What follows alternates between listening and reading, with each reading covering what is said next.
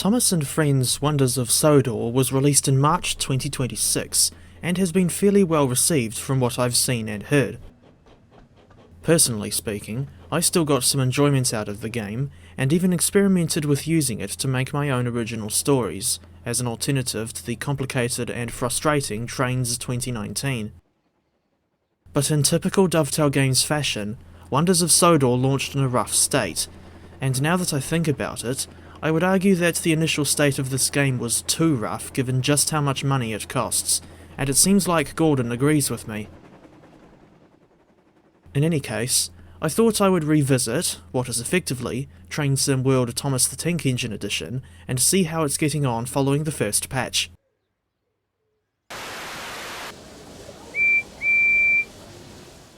As for any specific changes that stuck out to me, these included the locomotive's reverser levers now pointing in the right direction, having previously pointed backwards when you set the engine to forwards, and vice versa, the 2D live map no longer freezing randomly, the brake coach now facing the right way in express coach formations, the removal of Percy's consists that were longer than 5 wagons plus brake van, and the addition of a reload checkpoint option to the pause menu, which can be useful if you fail a scenario and don't want to sit through the tedious cutscenes again. There was quite a long list of fixes in the first patch, and I refer you to Train Sim Society's video on the topic for a full breakdown. Although it doesn't change or excuse the fact that they still allowed the game to be released in such a rough state in the first place, I'll still be fair to Dovetail by giving them credit for at least releasing a patch before any more DLC. Unfortunately, the patch didn't fix all the problems. There is still no gradient indicator on the heads-up display. The camera is still forced into the cab view as you enter a tunnel. The engine's smoke still clips through the cab roof when you're in a tunnel. You still get the annoying camera clipping when you're in the external view and move the camera too close to the train's roof or a signal. The engine's smoke briefly disappears when a lag spike happens. Diesel still doesn't have a facial animation when you blast his horn.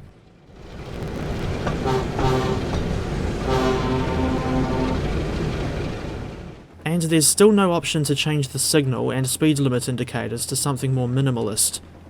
At present, they are quite the visual distraction as you're driving along. Meanwhile, none of the engines in WOS have quarterized wheels, meaning that their side rods are at the same height on both sides. I find that it's most noticeable on Percy, and to a lesser extent, Thomas. This is unrealistic because, in real life, locomotives with side rods, such as the New Zealand Railway's D-Class of 1874, for a random example, needed to have the rods set at a different height on each side, so as to have something from which they can push off when they start to move away from stationary. It's quite similar to when you're riding a bicycle, and needs to push off from the pedal on one side to get moving.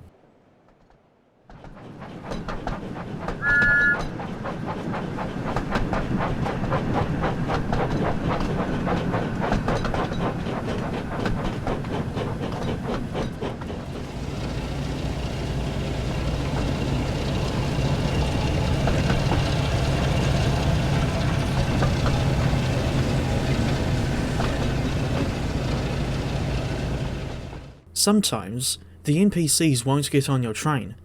Instead, they'll just stand on or walk around the platform and act like the train isn't even there. And initially, there was only one passenger on my train for a significant portion of this run up the Farquhar branch with Diesel. It wasn't until the stop at Sportsfield Halt when other passengers finally boarded. Also, for some reason, I was still able to open one of Annie's doors whilst in motion. Considering what I've seen, and what still hasn't been fixed, in TSW proper, I'm not at all surprised to have come across an NPC glitch in Wonders of Sodor, and this wasn't the only time I found this sort of thing. WOS doesn't give players the option to press T to bring up a list of instructions for the service or scenario they're running, thus potentially leaving players unsure of how many more stations they needed to stop at, or sidings in which they needed to stop and shunt wagons or coaches.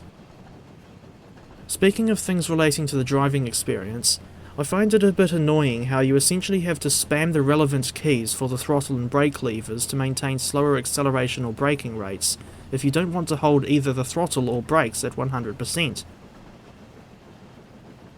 Come to think of it, what's the point in this game having the same action points system as Train Sim World proper? For one thing, you don't get any medals at the end of the run based on how many points you've scored, and now that I think about it, I question why TSW proper even has action points in the first place. After all, real train drivers don't use any kind of experience points system that rewards them with medals after they have driven their train.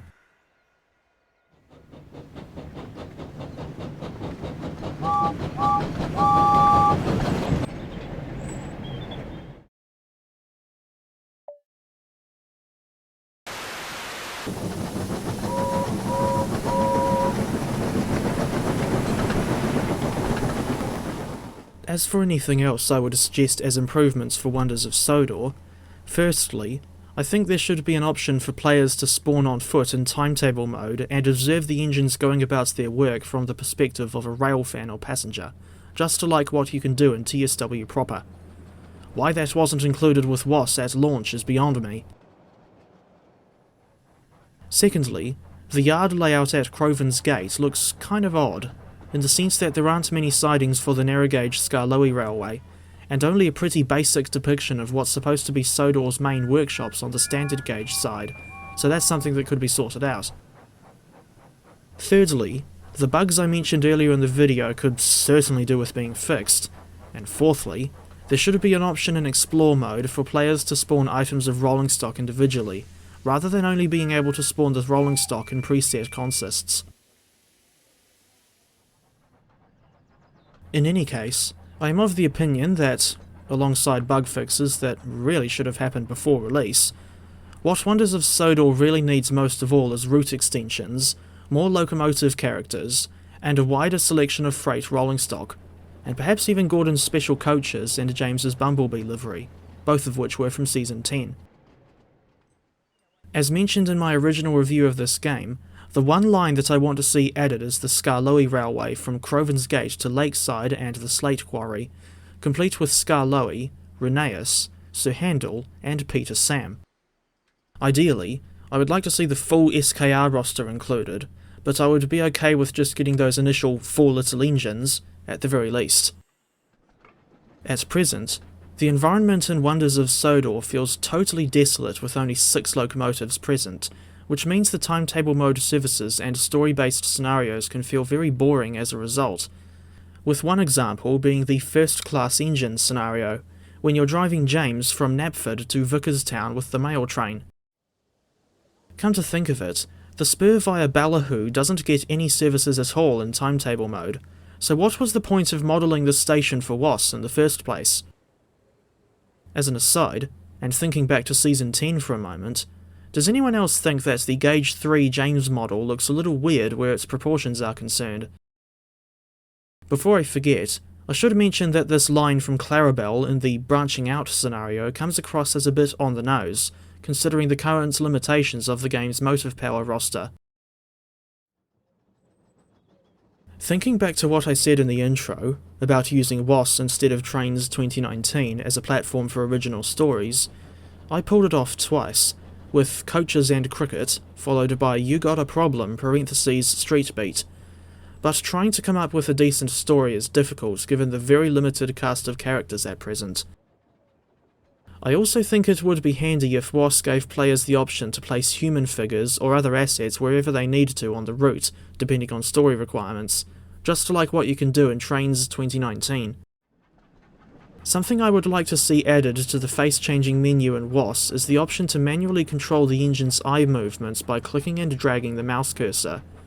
Having that ability would mean you could add just that little bit more detail to a scene. To summarise, I hope to see WOS updated to be more user-friendly for those who like to make their own stories, thus potentially becoming a viable alternative to Trains 2019. Your mileage may vary, but personally, I've found Trains with a Z to be quite tedious and complicated in some areas, particularly when it comes to the amount of time it takes to download and install the Sudrian content required, not to mention scouring loads of different sites to find the content for which you are looking. I have no idea how the elites manage such high production quality in their Trains with a Z videos. Anyway, on to the conclusion. Given what I've seen from doesn't test games in the past, I'm concerned about the possibility of Sodor of Sodor going the same way as Train Simulator Classic and Train Sim World, where the business/DLC model is concerned. Personally, I think the release of WOS should have been held back long enough to add at least 5 more characters, namely Edward, Henry, Toby, Mavis and Daisy, to the base game, not to mention sorting out all the bugs. What I would suggest to Dovetail regarding future DLC, more specifically for locomotives sold outside of a route expansion, is to group 2 or 3 locomotives together in one add-on instead of selling each individual locomotive separately. For example, they could make a Farquhar Branch expansion pack featuring Toby, Mavis and Daisy, in which case they could also adapt the Season 1 episode Thomas in Trouble, the Season 2 episodes Thomas Comes to Breakfast, Daisy and Percy's Predicament, and the Season 3 episodes Mavis and Toby's Tightrope for in-game scenarios. If multiple engines were grouped together for each add-on, that could, at least in theory, be more cost-effective/efficient for the customers, since they wouldn't have to fork out money for each individual locomotive, and I don't want to see TSW proper levels of ridiculously high DLC prices repeated in Sodor of Sodor.